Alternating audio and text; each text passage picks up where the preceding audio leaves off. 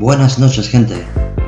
Volvemos a retransmitir para vosotros un nuevo programa que se llamará ¿En qué mundo vivimos?, en el que hablaremos de cosas varias y variadas que nos pasan en el día a día. Presentado por Sergio Ferrer y Silvia Rosell.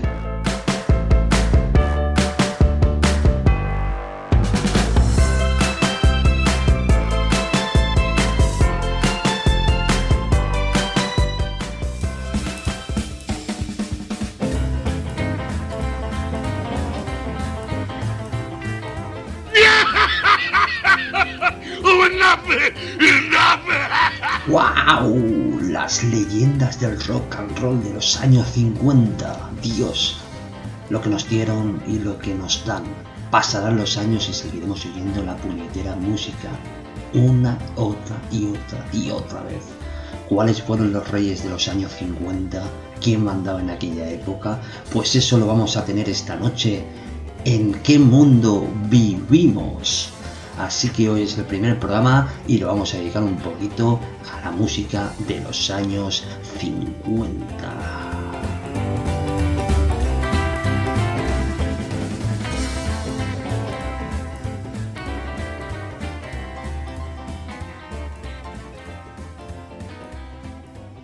Ya veis quién fue el creador del rock and roll.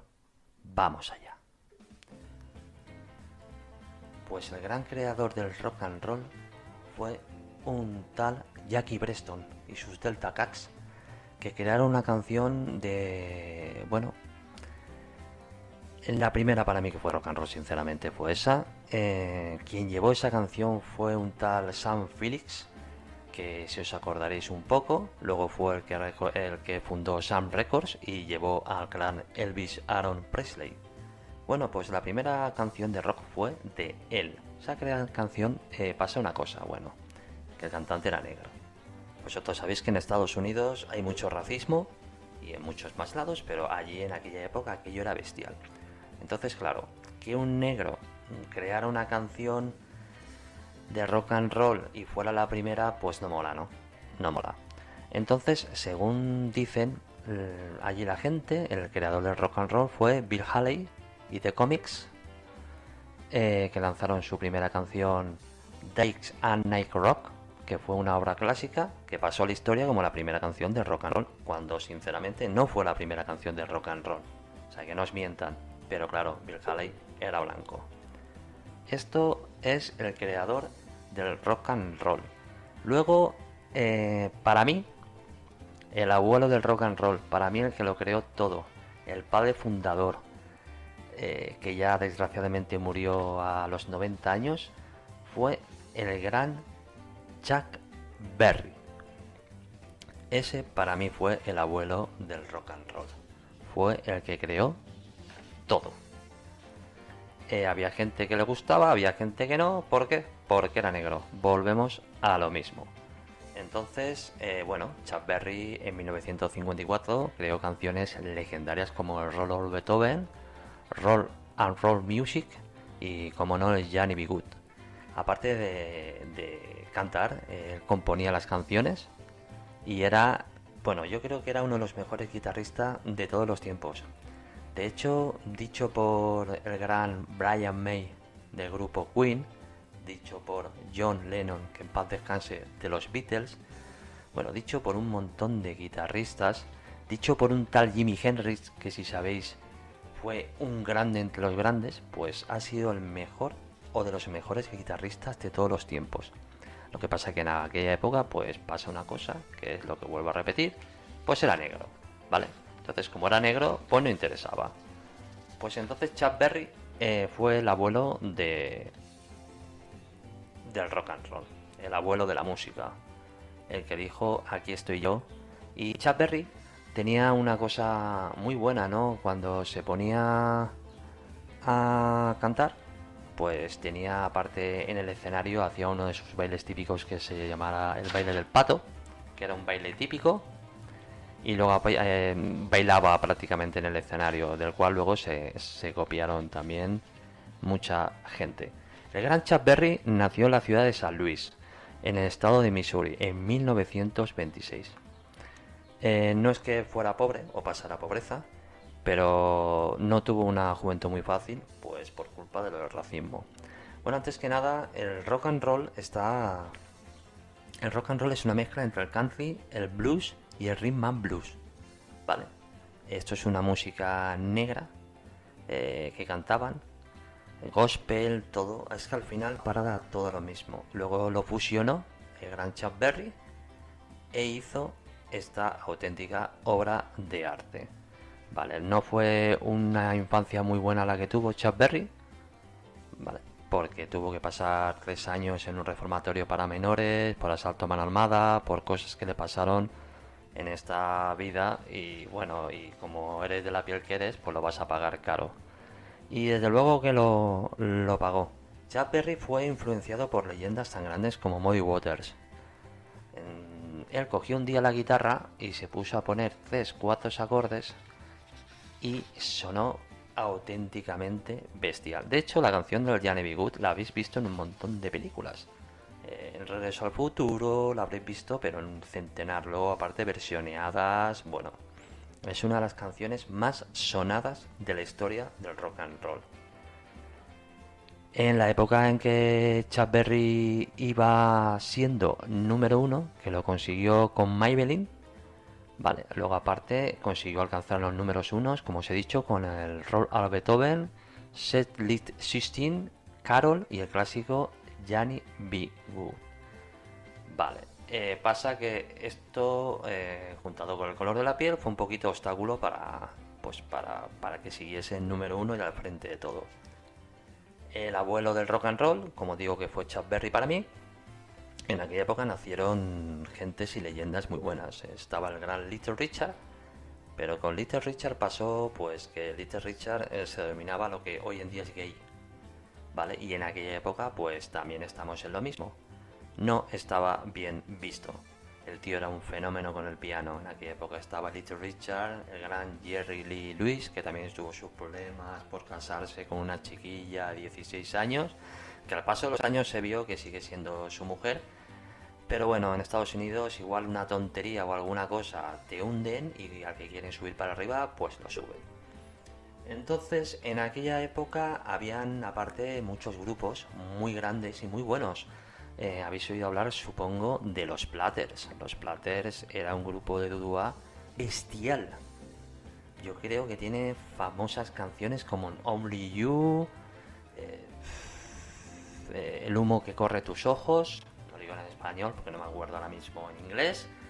Y luego hubieron también muchos grupos y cantantes. Neil Sedaka, también un gran cantante. Roy Orbison, el gran Roy Orbison, que tuvo su vida estuvo marcada por la muerte de su hija y su mujer, y de ahí que veréis que en todas las canciones lleva sus gafas negras. Luego, la historia del rock nos dio paso también a que leyendas muy grandes, desgraciadamente, fallecieron muy jóvenes. Es el caso de Bill Haley, Rich Valance, de Big Bopper.